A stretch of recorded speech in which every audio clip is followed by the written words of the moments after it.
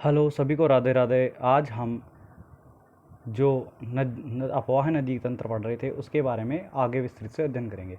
अब अपन सबसे पहले कांकरी नदी के बारे में पढ़ते हैं। कांकरी नदी, पहले हमने घग्गर नदी और उसकी कांतली नदी के बारे में अपन ने अध्ययन कर चुके हैं। अब इसके बाद में अपन कांकनीय नदी के अध्ययन करेंगे।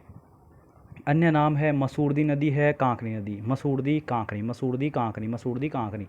अब कांकनी तो याद रह जाता है, कांकनीय से कांकनी, और मसूरदी है मसूर है। कांकनी कहाँ की मसूर है, कांकनी मसूर है, कांकनी क्या है, मसूर है। उद्गम कहाँ से होता था, इसका उद्गम स्थल कटोरी पहाड़ी जैसलमेर, कटोरी पहाड़ी जैसलमेर। कंकर है एक, जैसलमेर का कटोरा है, कोई कटोरा ले लिया मैंने, जैसलमेर का कोई कटोरा है, वो कटोरा में क्या डाल दिया मैंने, कंकर। जैसलमेर के कटोरे में मैंने कंकर डाल दिए। तो अपन इसे याद रख सकते हैं कि कांकरी नदी जैसलमेर के कटोरे से निकलती है, जैसलमेर के कटोरे से निकलती है, जैसलमेर के कटोरे से निकलती है। भाव क्षेत्र, जब जैसलमेर के कटोरे से निकलेगी तो भाव क्षेत्र जैसलमेर होगा और समाप्ति कहाँ होगी, जैसलमेर में भुज झील। अर्थात अपन ये याद रख सकते हैं कि जो कांकनी नदी होती है, कांकनी नदी, कांकनी नदी मशहूर है कहाँ के लिए, जैसलमेर की कटोरी से निकलने के, जैसलमेर की कटोरी से निकलने के लिए कांकरी नदी मशहूर है। और बहती कहाँ है, जैसलमेर में। कांकरी नदी मशहूर है कटोरी से निकलने के लिए और बहती कहाँ है, जैसलमेर से, तथा और भुज झील में समाप्त हो जाती है। इसके अलावा आंतरिक प्रवाह की सबसे लंबी नदी है, आंतरिक प्रवाह की सबसे लंबी नदी कांकरी नदी है और ये भुज झील का निर्माण करती है, क्योंकि भुज झील में समाप्त हो रही है तो भुज झील का निर्माण करती है। अपन इसको याद रख सकते हैं कि कांकरी नदी है, कांकरी नदी को, कांकरी नदी का क्या मशहूर है, कहाँ के लिए, प्याली, जो पाली होती है, कटोरी, कटोरी, कटोरी बोलते हैं जैसलमेर की कटोरी के, जैसलमेर की कटोरी, कटोरी खाने का जो बर्तन होता है उससे क्या है, कांकरी नदी निकल रही है, भाव क्षेत्र जैसलमेर में है और भुज झील का निर्माण करते हैं। इसके बाद में अपन रूपारेल नदी के बारे में अध्ययन करते हैं। रूपारेल को लसवारी नदी, वराह नदी या रूप नारायण, रूप से तो रूपारेल हो गया रूप नारायण, रूप नारायण, रूपारेल का रूप नारायण हो गया। वराह है, वराह नदी, तो नारायण जहाँ आ रहा है वराह भी वहाँ आ रहा है, अर्थात वराह नदी और नारायण दोनों भगवान विष्णु के नाम है। और लसवारी नदी, तो अपन याद रख सकते हैं कि वराह है भगवान विष्णु और रूप नारायण भी भगवान विष्णु है। लसवारी को साथ लेके रूपारेल नदी पर जाते हैं और उद्गम स्थान उदयनाथ की पहाड़ी अलवर से होता है। रूपारेल, रूपा कहाँ से उद्गम होता है, उदयनाथ, रूपा का उदय कहाँ से होता है, उदयनाथ से। रूपा का उदय कहाँ से, उदयनाथ की पहाड़ी अलवर से होता है।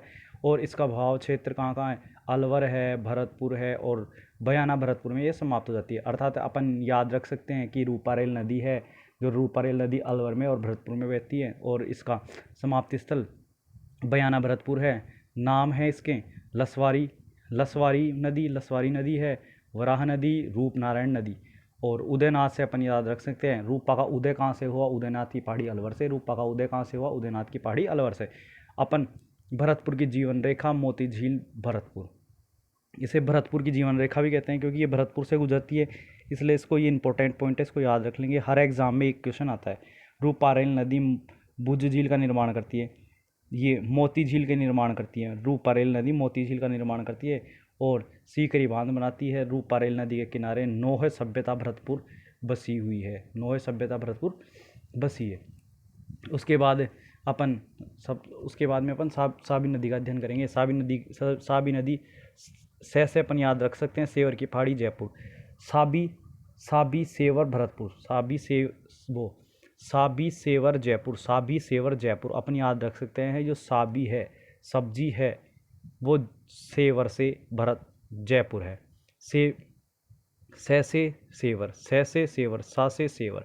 और जयपुर अपन याद रख सकते हैं, जो सेवर है जयपुर में है, जयपुर में भाव क्षेत्र अलवर, जयपुर अलवर, जयपुर अलवर है, जयपुर अलवर है।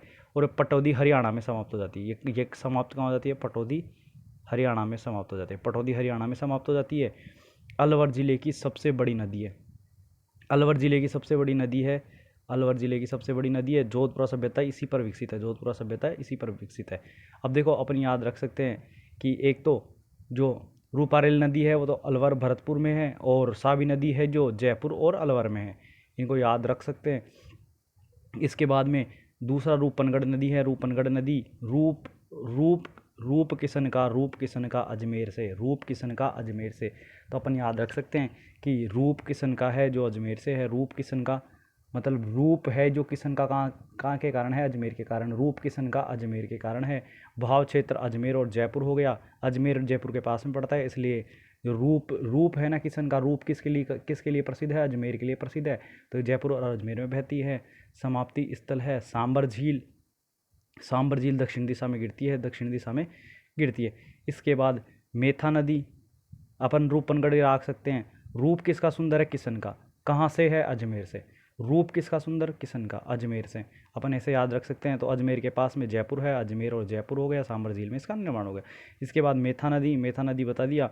मेथा से, मैं से मनौरपुर, मनौरपुर कहाँ है, जयपुर में। मनौरपुर कहाँ है, मेथा से। मेथी की सब्जी कहाँ की है, मनौरपुर जयपुर की। मनौरपुर जयपुर की है, मनौरपुर जयपुर की है। भाव क्षेत्र कहाँ से हो गया, जयपुर और नागौर, जिस पे कोई गौर नहीं करता है। मेथी की सब्जी पे कोई गौर नहीं करता है। जयपुर और नागौर, जयपुर और नागौर के लोग गौर नहीं करते हैं। ये भी सांबर झील में गिरती है। अर्थात अब अपने को तो अपन याद रख सकते हैं कि दो नदियाँ सांबर झील में गिरती है, एक तो रूपनगढ़ और एक मेथा नदी। वीडियो अच्छा लगा हो तो लाइक एंड सब्सक्राइब कीजिए और कमेंट